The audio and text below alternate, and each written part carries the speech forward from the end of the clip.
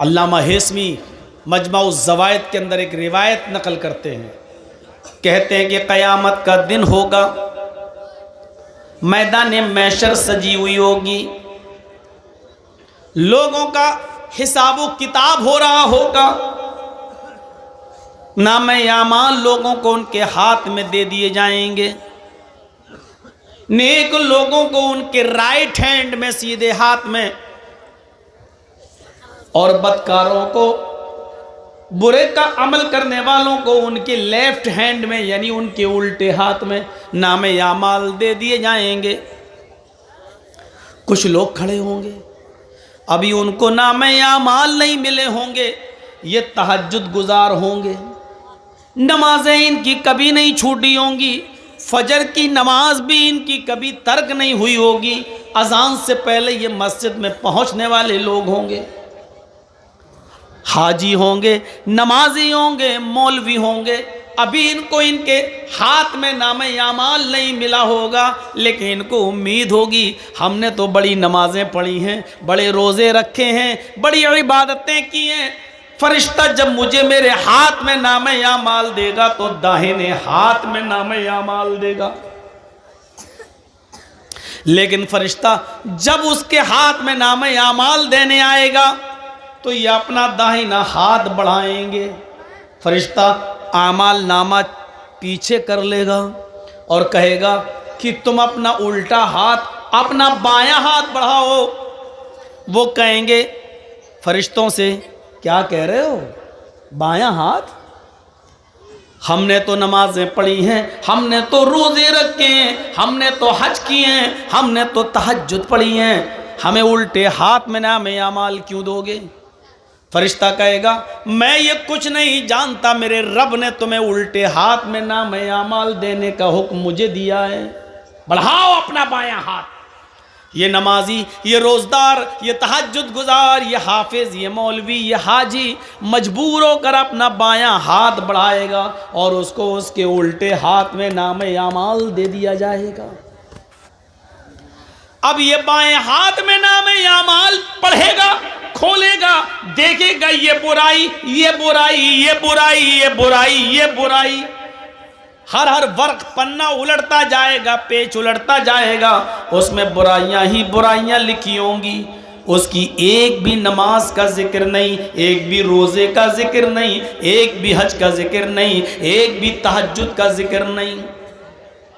वो ये देखेगा, अपना नाम-ए-आमाल उठाकर बंद कर देगा, चीखेगा और चिल्लाएगा आईना हसनाती या रब्बल आलमीन, आय अल्लाह इसमें तो मेरे गुनाह ही गुनाह लिखे हैं, हमारे नाम-ए-आमाल में तो बुराइयां ही बुराइयां लिखी हुई हैं, हमने जो नमाजें पढ़ी थी वो कहाँ चली गई, हमने जो रोज़े रखे थे वो कहाँ चले गए, हमने जो हज किया था वो कहाँ चला गया, हमने जो तहज्जुद पढ़ी थी वो कहाँ चला गया, हमने जो सदका और खैरात किया था मस्जिदों में और मदरसों में, जो हमने चंदा दिया था, ये नेकियां कहाँ चली गई। आईना हसनाती या रब्बल आलमीन, आय अल्लाह मेरी नेकियों का क्या हुआ, मेरी नेकियां कहाँ चली गई। आवाज़ आएगी गैब से, ओ मेरे बंदे तेरी गीबत ने, तेरी चोली ने, तेरे हसद ने,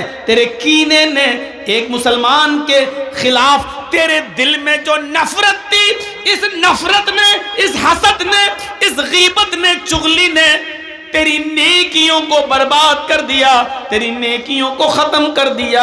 अब तेरे नाम-ए-आमाल में नेकियां नाम की कोई चीज़ नहीं रही। तू अपने मुसलमान भाई से जला करता था, हसद किया करता था, उसको परेशान किया करता था, उसके खिलाफ षड्यंत्र रचा करता था, पीठ के पीछे उसकी गीबत किया करता था। तेरी गीबत ने, चुगली ने, हसद ने, कीने ने, बुग़्ज़ ने, इनाद ने तेरी दुश्मनी को खत्म, तेरी नेकियों को ख़त्म कर दिया है। अब हमारे पास तेरे नाम-ए-आमाल में सिवाय गुनाहों के और कोई चीज़ नहीं।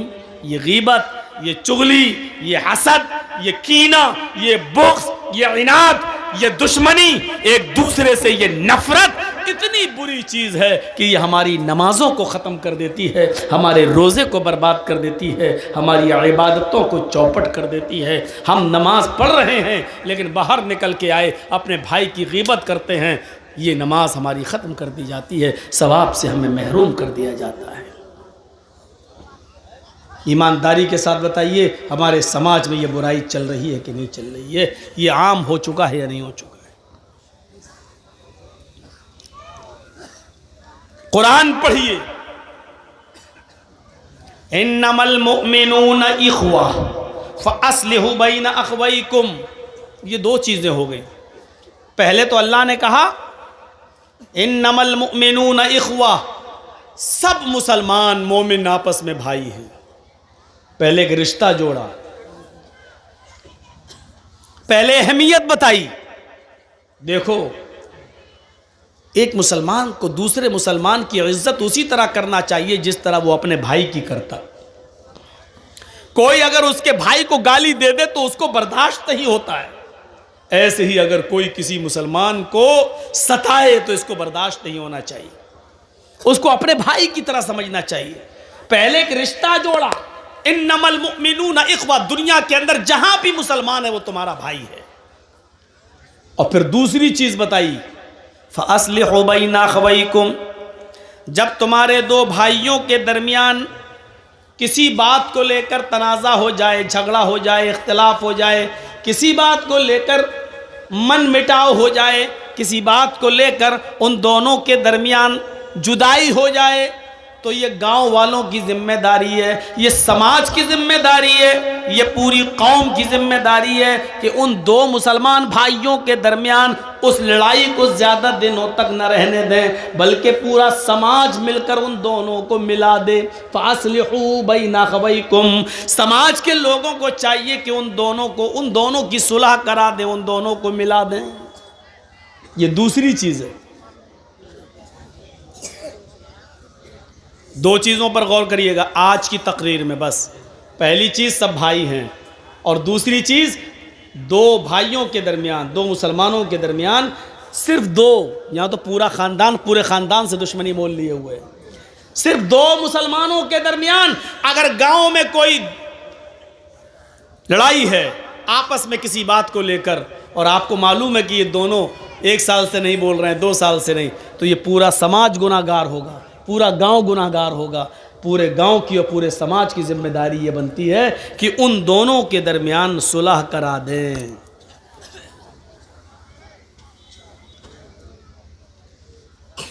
सुलह कराने के लिए एक हुक्म और दिया है। झूठ कितनी बुरी चीज़ है। कोई अगर अपने मुंह से झूठ बोलता है तो अल्लाह के नबी सल्लल्लाहु अलैहि वसल्लम ने फरमाया कि जब कोई बंदा झूठ बोलता है तो उसके मुंह से इतनी गंदी बदबू निकलती है कि उसकी बदबू से फरिश्ता 1 मील दूर भाग जाता है। यहाँ से आप अंदाज़ा लगा सकते हैं कि झूठ कितनी बुरी चीज़ है। एक हदीस में आता है कि अल्लाह के नबी से किसी सहाबी ने पूछा, अरे अल्लाह के रसूल, क्या मोमिन बुज़दिल हो सकता है? अल्लाह के नबी ने कहा, हाँ हो सकता है। दूसरा सवाल किया, अरे अल्लाह के नबी, क्या मोमिन बखील हो सकता है, कंजूस? आपने कहा हाँ हो सकता है, उसने पैसा ज़्यादा कमा लिया हो और अल्लाह की राह में ज़्यादा खर्च ना करे, कंजूस हो सकता है, बखील हो सकता है, मालो दौलत की मोहब्बत उसके दिल में आ सकती है। हो सकता है मोमिन बखील भी हो सकता है, मालो दौलत की मोहब्बत उसको आ सकती है, बुज़दिल भी हो सकता है, बखील भी हो सकता है। फिर पूछने वाले ने पूछा, अरे अल्लाह के रसूल, क्या मोमिन झूठा भी हो सकता है, क्या झूठ भी बोल सकता है? तो अल्लाह के रसूल ने क्लियर कर दिया, फरमाया वल्लाहि अल मोमिन ला यकज़िब, अल्लाह की कसम झूठ बोलता हो वो मोमिन हो ही नहीं सकता। मोमिन और झूठ, मुसलमान और झूठ, ये दो अलग अलग चीजें हैं।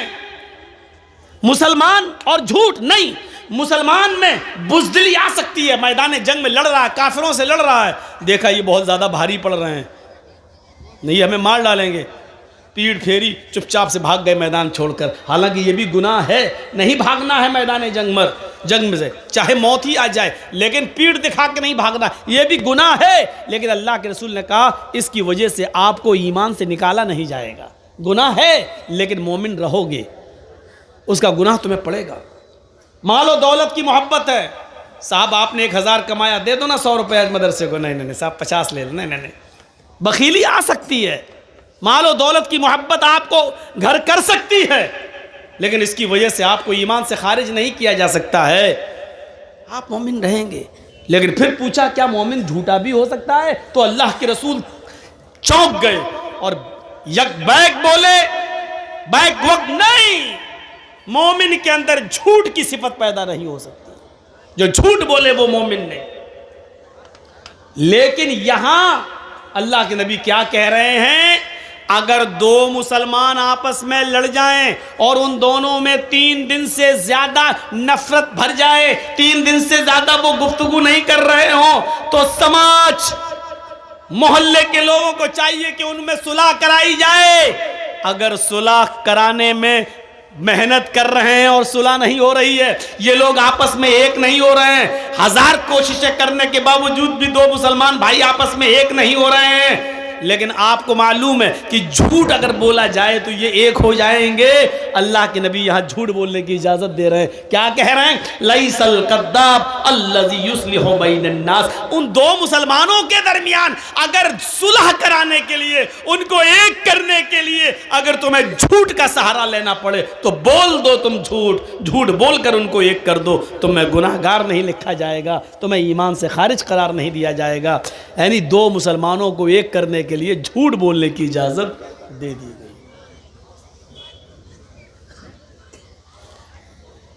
इसी तरीके से अगर किसी की बीवी नाराज हो और मन ना रही हो तो शौहर अपनी बीवी को मनाने के लिए भी झूठ बोल सकता है। लेकिन इतना बड़ा झूठ मत बोलना कि पकड़ जाए। हाय इतनी मोहब्बत करता हूं, तुम कहो तो चांद तोड़ के लाए। अबे 1 मील तो ऊपर जा नहीं सकता तो 2,40,000 मील की ऊंचाई पे जाके चांद तोड़ के लाएगा? तो इतना बड़ा भी झूठ मत बोलना कि बीवी को यकीन ही ना आए। हल्का फुल्का झूठ जिससे वो मान जाए शौहर बोल सकता है, इजाजत है, इसके अलावा और कहीं नहीं। तो मेरे भाइयों आप अंदाजा लगाइए कि एक मुसलमान का दूसरे मुसलमान के साथ क्या मामला है कि अगर झूठ बोलकर भी उन दोनों को एक किया जा सकता है तो कर दो। इससे अंदाजा लगा सकते हैं कि झूठ जो इतना बुरा हो कि बोलने वाले के मुंह की बदबू से फरिश्ते 1 मील दूर भाग जाते हो, और यहां इजाजत दे रहे हैं अल्लाह के रसूल, अगर उन दोनों को एक करने के लिए झूठ का सहारा लेना पड़ रहा तो ले लो। इन्नमल मुमिनूना इख्वा, सारे मुसलमान आपस में भाई भाई हैं। भाई का मतलब जानते हो? ट्रेन में आप सफर करिए, कितनी जल्दी दोस्ती हो जाती है। जर्जी साहब दिल्ली से बैठे कलकत्ता आ रहे हैं, ट्रेन में बैठे हुए हैं, मेरी सीट इधर है, मेरी सीट के सामने एक और मुसलमान भाई बैठा। एक मिसाल दे रहा हूँ, पूछना नहीं कब का वाकया है, एक मिसाल दे रहा हूँ। सामने एक और मुसलमान भाई बैठा हुआ, हम उसको नहीं जानते, वो हमें नहीं जानता। मैंने उसको देखा, लग रहा मुसलमान, उसने हमको देखा, हाँ ये भी मुसलमान। सलाम वालेकुम वालेकुम। अच्छा माशाल्लाह। कहाँ जा रहे हो? कलकत्ता। कोलकाता। अच्छा, मैंने पूछा अच्छा भाई आप कहाँ जा रहे हैं? हाँ कोलकाता, मैं भी वहीं जा रहा हूँ कलकत्ता। थोड़ी और हमदर्दी बढ़ गई। अच्छा आपका नाम क्या है? जी जी जी मेरा नाम मोहम्मद असलम। आपका नाम क्या है? मेरा नाम मोहम्मद जर्जीस। माशाल्लाह। और थोड़ी कुर्बत बढ़ गई। धीरे धीरे धीरे धीरे उसी ट्रेन में, अभी 24 घंटे का सफ़र है, तो 4 घंटे में ही इतनी मोहब्बत बढ़ गई कि आप चाय खरीद रहे हैं तो एक नहीं 2, एक मुझे पिला रहे हैं, एक आप।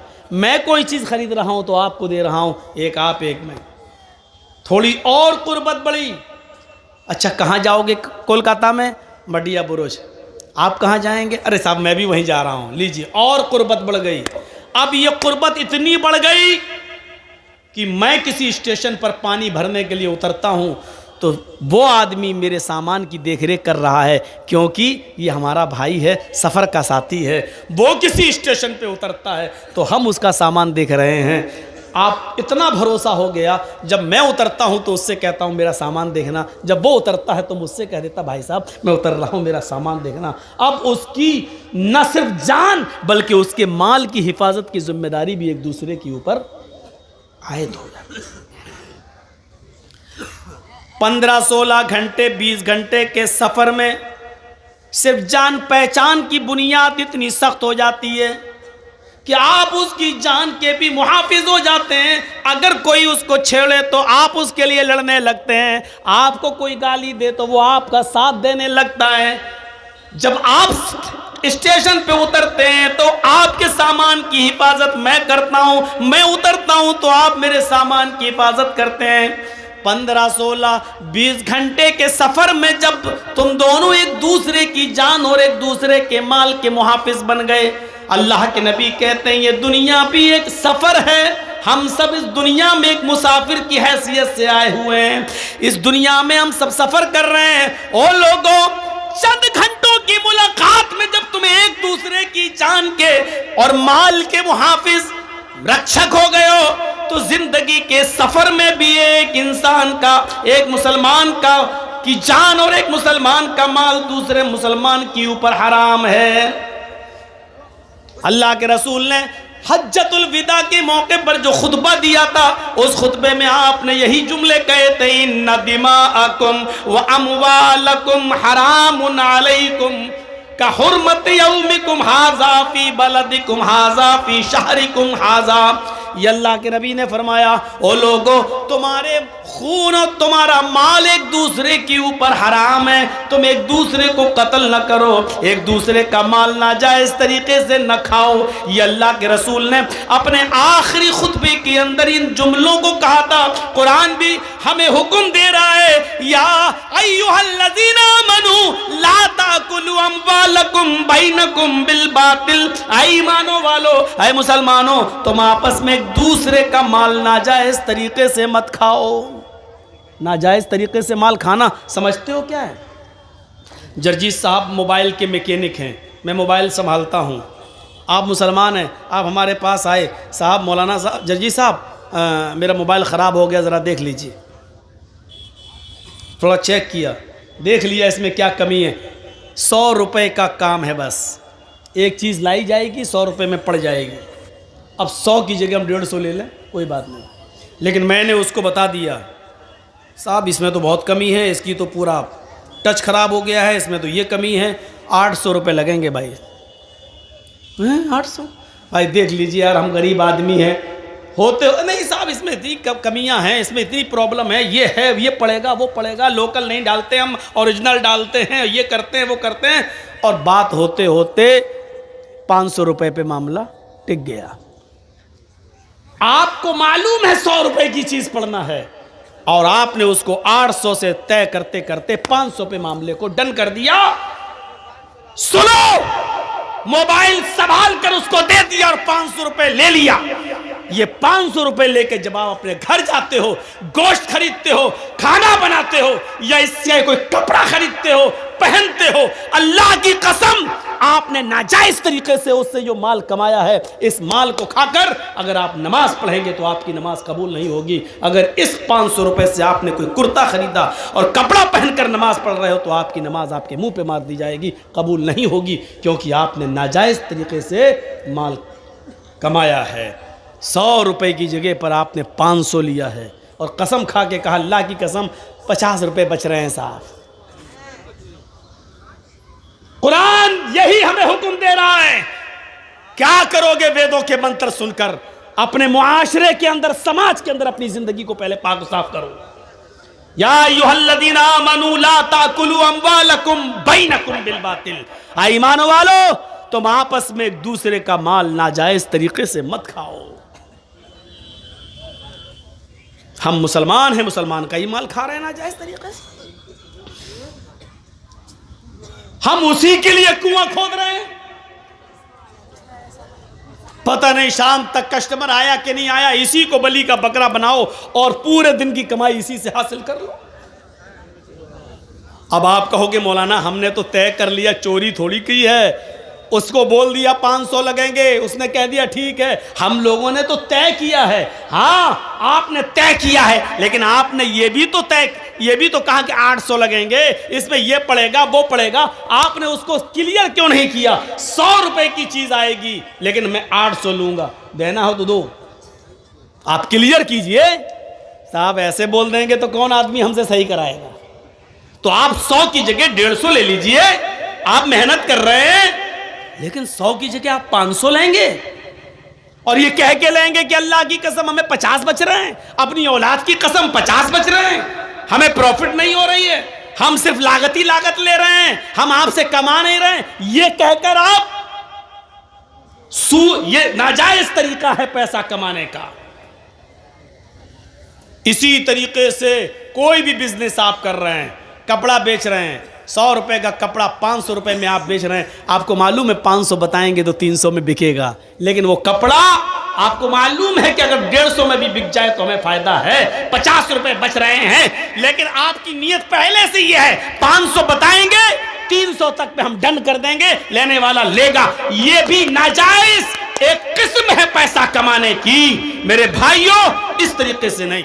काजी शुरैह जिनको हजरत अली ने काजी बनाया था, जज बनाया था, इनको एक घोड़ा खरीदने की जरूरत पड़ी, मार्केट में घोड़ा खरीदने के लिए जाते हैं, और सुनो ये भी एक किस्म है नाजायज माल।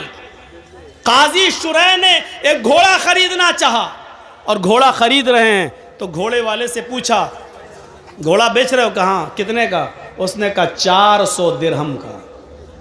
काजी शुरैह ने कहा देखूं 400 का है या 300 का, ये तो चलाने के बाद पता चलेगा। क्या मैं तुम्हारे घोड़े को चला सकता हूं थोड़ी देर के लिए? मैं ट्राई कर सकता हूं?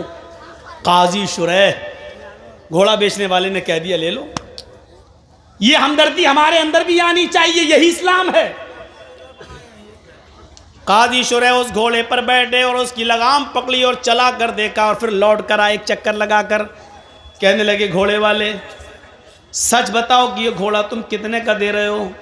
उसने कहा 400 दिरहम का। नहीं, तुम्हारा घोड़ा तो 400 से भी ऊपर का है, मैंने इस घोड़े की रफ्तार से अंदाजा लगाया है, शायद तुम किसी मजबूरी में तुम बेच रहे हो। मुझे सच बताओ घोड़े की सही कीमत क्या है? कहा नहीं, मैं तो 400 दिरहम मुझे मिल जाए, मुझे जो जरूरत है उतना ही मैंने बता दिया। काजी शुरैह ने कहा कि नहीं, तुम्हारा घोड़ा 500 दिरहम का है। घोड़ा बेचने वाले ने कहा इधर सुनिए, इधर देखिए,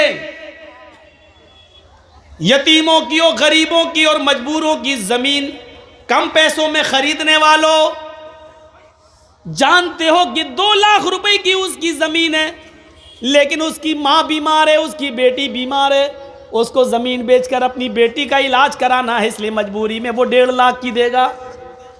और हम इंतजार कर रहे हैं कि वो अपनी बेटी का या अपनी बीवी का इलाज या अपने बच्चे का इलाज कराएगा तो 2 लाख की जमीन 1.5 में भी बेचेगा और हम 1.5 में खरीद लेंगे, जबकि हमें मालूम है कि उसकी जमीन 2 लाख की है, कीमत उसकी सही है, लेकिन मजबूरी में वो 1.5 लाख के बेच रहा है और हम 1.5 लाख की उसकी जमीन ले रहे हैं। ये भी पैसे की एक हराम किस्म है जो तुम चाहे उसने अपनी मर्जी से क्यों न दी हो, लेकिन तुम्हें मालूम है कि उसने मजबूरी से दी है, तो आपकी ये 1.5 लाख रुपए की ली हुई 50,000 का जो चूना लगाया आपने, ये हराम कमाई होगी और इसने पूरी कीमत को हराम कर दिया है और तुम एक मजबूर की मजबूरी का फायदा उठा रहे हो।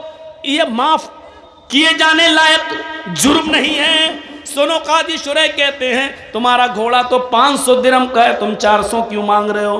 उसने कहा सुनो, 400 दिरहम की मुझे ज़रूरत है, मैंने कीमत 400 मांगी है, अगर आप 500 देना चाहें तो ये आपकी मर्जी, वरना मेरी तरफ से सिर्फ 400 फिक्स है।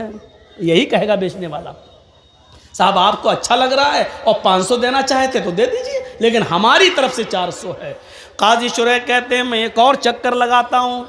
उन्होंने एक और चक्कर लगा कर देखा और देखकर फिर लौट कर आते हैं और कहते हैं घोड़े वाले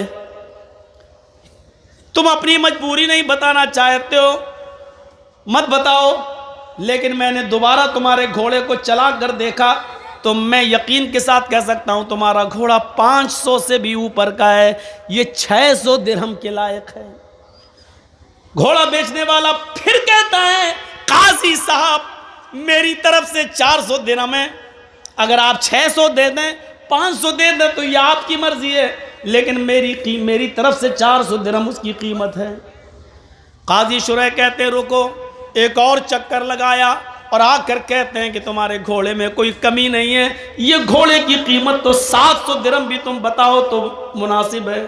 उसने कहा 400 मेरी तरफ से, ऊपर आप अगर जो दे देंगे वो बखुशी मैं कबूल कर लूँगा। काजी शुरैह एक और चक्कर लगाते हैं और चक्कर लगाने के बाद आते हैं और अपने पॉकेट से 800 दिरहम निकाल कर देते हैं और कहते हैं तुम्हारा घोड़ा 800 के लायक है, ये पकड़िए कीमत। अब तुम किसी मजबूरी में अगर 400 का बेच रहे हो तो ये तुम्हारी मजबूरी हो सकती है, लेकिन मैं तुम्हारी मजबूरी का नाजायज़ फ़ायदा नहीं उठाऊंगा। मैंने जो मुनासिब समझा और तुम्हारे घोड़े की जो कीमत होती है वो मैंने अपने हिसाब से बिल्कुल जायज़ दी है। ये 800 दिरहम के लायक तुम्हारा घोड़ा है।